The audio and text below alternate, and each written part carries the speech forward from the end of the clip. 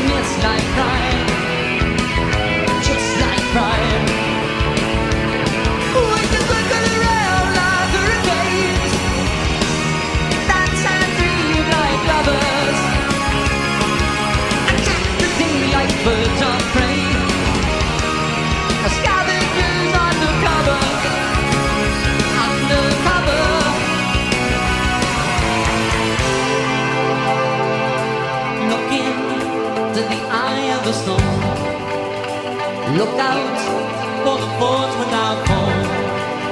Look around at the sight and sound. Look in, look out, look around.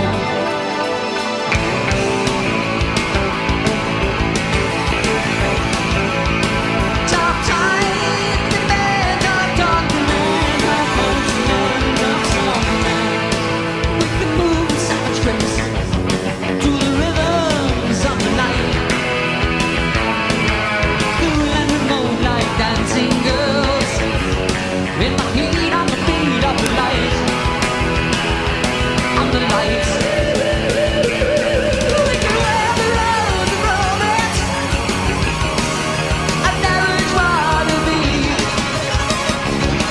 Who can the hearts upon our streets? Let's get as thick as thieves. Thick as thieves.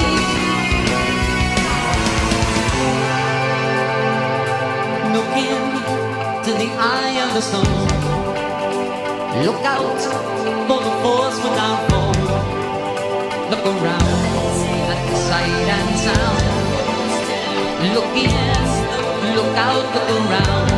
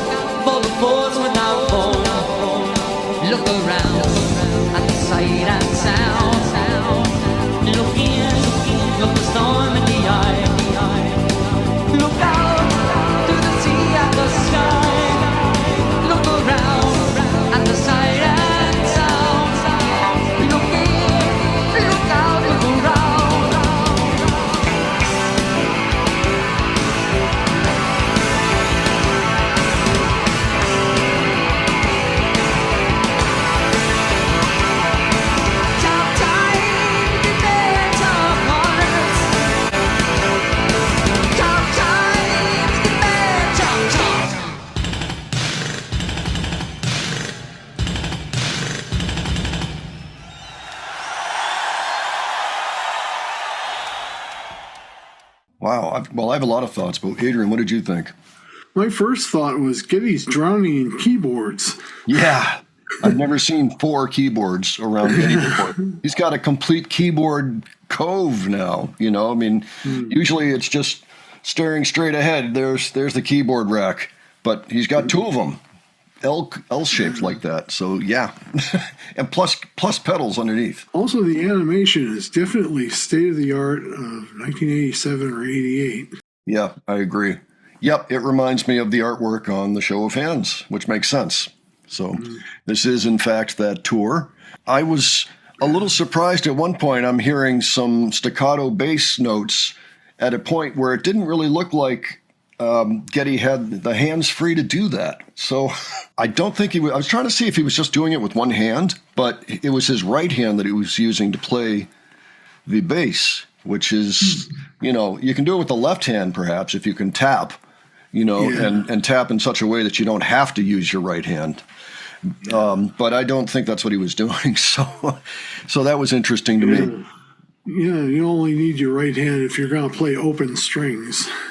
Yeah, pretty much, exactly. So I'm not sure. And wait, the song was in A, for what that's worth, but still, I don't know. Well, actually, no, he was mostly playing in A there, so maybe he was doing that. Yeah, when he started the song playing 2 strings at once on the bass. I remember that.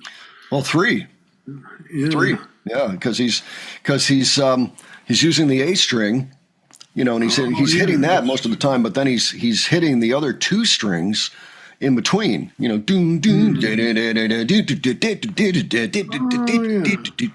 like that. So, I get it. Okay. Yeah. I mean, he's making full use of the available digits to make all this music. Yeah. So to recap, now I think that the bass, he actually was playing the bass during that part, because it is an open string A on the bass. So, okay. Very, very nice.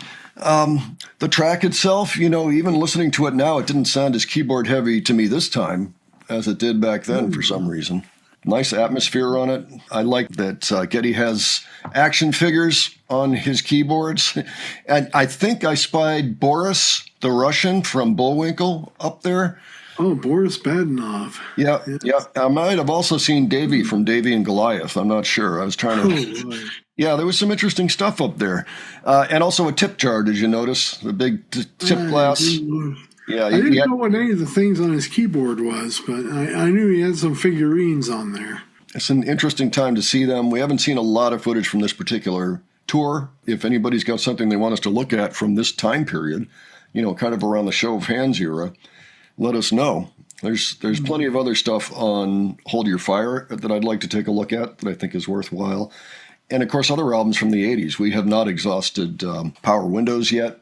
It'd be interesting to hear some things from those 2 albums. As a wash as this is into the 80s, there is some fantastic composition going on here. I agree. And as usual with Rush, of course, they still present some ideas to you even during this era. I agree.